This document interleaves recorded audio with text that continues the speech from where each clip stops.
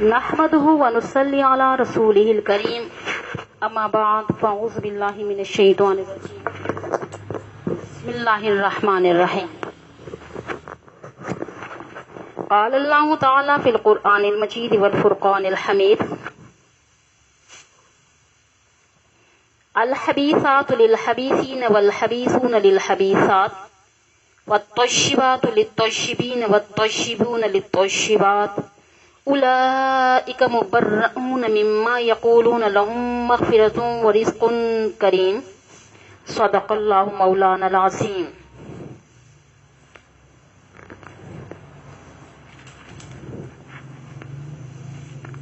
تیری پاکیزگی پر نطق فطرت نے شہادت دی، تجھے عظمت عطا کی عافیت بخشی فضیلت دی. تیری اگر سحر پرور ادا پر حرف آ جاتا، خدا کا انتخابی فیصلہ محدوش کہلاتا. خدائے لم یزل کا بارہا تجھ پہ سلام آیا، مبارک ہیں وہ لب جن پر ادب سے تیرا نام آیا. رسول اللہ نے رکھا ہے صدیقہ لقب تیرا، فقط فرشی نہیں عرشی بھی کرتے ہیں ادب تیرا. شرف تیرے دوپٹے نے یہ جنگ بدر میں پایا، شرف تیرے دوپٹے نے یہ جنگ بدر میں پایا، اسے پرچم بنا کے محبر صادق نے لہرایا. تیرا حجرہ امین خاص ہے ذات رسالت کا، بساط از پہ ٹکڑا یہی ہے باغ جنت کا. اسی میں رحمت للعالمین رہتے تھے رہتے ہیں، تیرا حجرہ ہے جس کو گنبد ہزاراں بھی کہتے ہیں. اسی سے حشر کے دن سرور کونین اٹھیں گے، مگر تنہا نہ اٹھیں گے، معاہ شیخین اٹھیں گے. تیری رحمت قدا سے مغفرت کی ابتدا ہوگی، اور اسی پر امتوں کی عافیت کی انتہا ہوگی. حضرت عائشہ صدیقہ ام المؤمنین یعنی تمام مسلمانوں کی ماں ہیں اور امت کی محسنہ اور چہتی بیوی ہیں. ان سے محبت و عقیدت ایمان کی نشانی ہے، ان سے بغض و عداوت ایمان کے ضائع ہونے کی بات ہے. فرمایا اللہ رب العزت نے النبی اولی بالمؤمنین من انفسہم وازواجہ امہاتہم، 21واں پارہ آیت نمبر 6 سورۃ الاحزاب. یعنی مومنوں کے ساتھ خود ان کے نفس سے بھی زیادہ تعلق رکھتے ہیں. نبی مومنوں کے ساتھ خود ان کے نفس سے بھی زیادہ تعلق رکھتے ہیں، اور آپ کی بیویاں ان کی مائیں ہیں. بہرحال مسلمانوں پر اس کی اپنی جان سے بھی زیادہ حق نبی کا ہے، اور آپ کی اطاعت ہر حال میں واجب ہے، اور ادب احترام اس سے بھی زیادہ ضروری ہے. اسی طرح ازواج نبی صلی اللہ علیہ وآلہ وسلم کا ادب احترام بھی ماؤں کی طرح لازم و واجب ہے. حضرت عائشہ صدیقہ کی شان عالی یہ ہے کہ جب منافقین نے ان پہ تہمت لگائی اور کچھ سادہ مسلمان بھی منافقین کے پروپیگنڈے کے جال میں آ گئے، اور اللہ تعالیٰ نے سورہ نور کی بہت سی آیات حضرت عائشہ صدیقہ کی عفت و پاک دامنی کی صفائی کے لیے بطور سند و سرٹیفکیٹ کے نازل فرمائی. حضرت عائشہ صدیقہ کی عظیم المرتبت ہونے کی ایک اور دلیل یہ بھی ہے کہ حضور صلی اللہ علیہ وآلہ وسلم کے آخری لمحات ان کے ساتھ گزرے، اور حضور کی آخری آرام گاہ روضہ اقدس کے لیے حضرت عائشہ صدیقہ کا انتخاب ہوا حجرہ.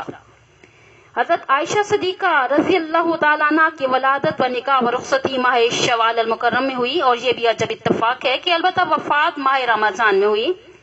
حضرت عائشہ صدیقہ کا علمی و فقہی مقام اتنا بلند تھا کہ بڑے بڑے جلیل القدر صحابہ بھی ان سے مسائل و فتاوی معلوم کیا کرتے تھے.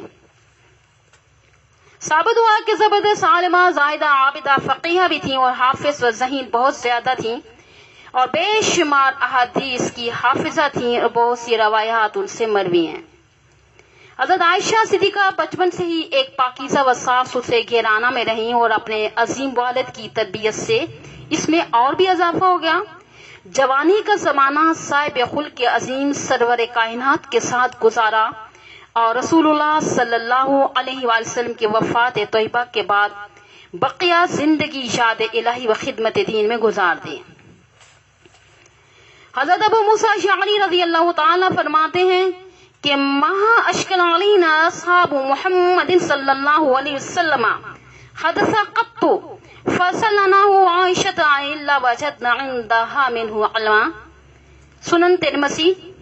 اور ہم محمد صلی اللہ علیہ وسلم کے ساتھیوں کو جب کوئی مسئلہ جدید پیش آتا تو ہم حضرت عائشہ صدیقہ سے اس کے بارے میں پوچھتے تو ان کے پاس جواب ملتا۔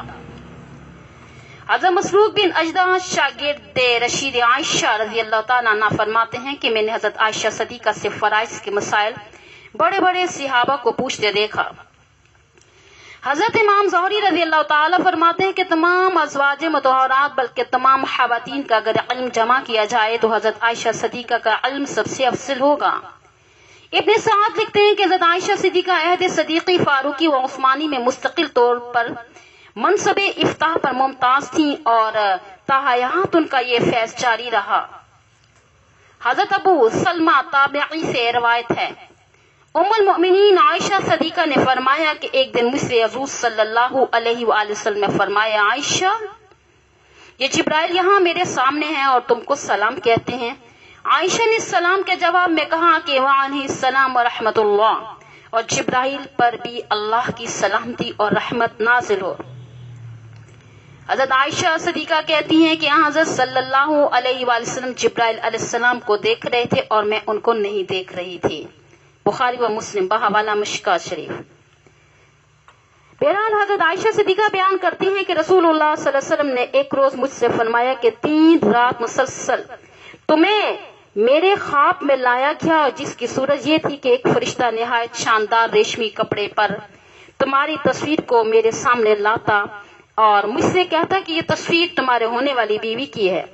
جب میں تصویر کا پردہ اٹھا کر تمہارا چہرہ دیکھتا ہو تو ہو بہو تمہارا ہی چہرہ ہوتا تھا۔ پھر میں فرشتے کے جواب میں کہہ دیا کرتا تھا کہ اگر یہ خواب اللہ کی طرف سے ہے تو وہ خود ہی اس کو پورا کرے گا، یعنی اس معاملے کو تکمیل تک پہنچائے گا اور اس عورت سے میرے نکاح کے اسباب پیدا فرمائے گا۔ یہ بھی مظاہر حق شرح مشکات شریف جلد نمبر 5۔ ایک روایت میں حضرت عائشہ صدیقہ بیان فرماتی ہیں کہ جب اللہ تعالیٰ کی طرف سے رسول اللہ صلی اللہ علیہ وآلہ وسلم کو حکم ہوا کہ مجھ یعنی عائشہ سے نکاح کریں تو حضرت جبرائیل علیہ السلام اپنی ہتھیلی پر میری تصویر حضرت صلی اللہ علیہ وآلہ وسلم کے خواب میں لے کر آئے۔ جی ہاں، یاد رکھیے کہ جاندار چیز کی تصویر کا بنانا رکھنا ہر حال میں حرام ہے سوائے مجبوری کی حالت میں، یعنی مجبوری کون سی، یا پاسپورٹ، شناختی کارڈ وغیرہ۔ اور حدیث میں یہ جو تصویر کا ذکر آیا وہ خواب کی حالت کا ذکر ہے، احکامات کا تعلق بیداری سے ہے۔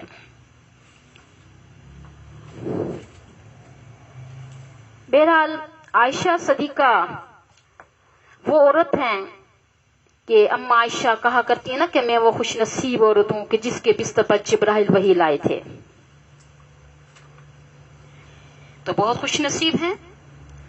عائشہ وہ خاتون ہے کہ جس کو جبرائیل علیہ السلام سلام دینے آئے، عائشہ وہ خاتون ہے کہ جس نے جبرائیل علیہ السلام کو دیکھا، عائشہ وہ خاتون ہے کہ جس کی براعت کے لیے اللہ تعالیٰ نے قرآن مجید میں 18 آیات نازل فرمائیں، عائشہ وہ عورت ہے کہ جس کی تصویر نکاح سے پہلے آنکھ کو دکھائی گئی، عائشہ وہ عورت ہے کہ جس کو یہ اعزاز تھا کہ کنواری پیغمبر صلی اللہ علیہ وآلہ وسلم کی عقد میں آئی ہیں، عائشہ وہ عورت ہے کہ جس نے جوانی کی آنکھ کھولتے ہوئے سب سے پہلی نگاہ محمد رسول اللہ صلی اللہ علیہ وسلم کے چہرہ مبارک پر ڈالی ہے، عائشہ وہ عورت ہے جو امت مسلمہ میں سب سے بڑی عالمہ ہے، عائشہ وہ عورت ہے کہ جس نے پیغمبر سے 2210 روایات نقل کی ہیں، عائشہ وہ عورت ہے جس سے پیغمبر کی 4000 سے زیادہ صحابہ شاگرد بنے، عائشہ وہ عورت ہے کہ جس کو اللہ تعالیٰ نے تقدس و عصمت و مقام عطا کیا کہ بی بی کہتی ہیں کہ کان رسول اللہ صلی اللہ علیہ وسلم فی صدری فی نحری فی حجری، جب پیغمبر دنیا سے رخصت ہوئے تو گود میری تھی، باری میری تھی، سینہ میرا تھا، گھر میرا تھا۔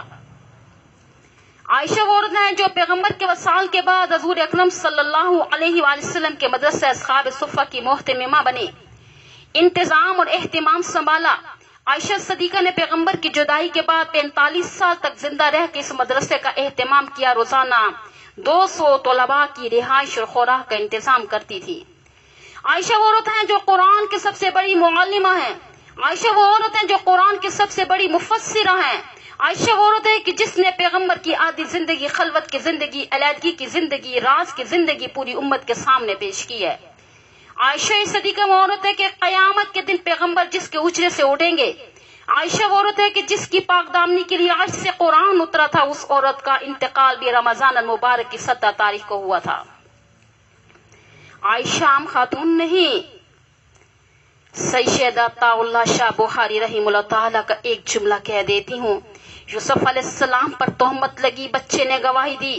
مریم پر تہمت لگی تو حضرت عیسیٰ چھوٹے بچے تھے، انہوں نے گواہی دی۔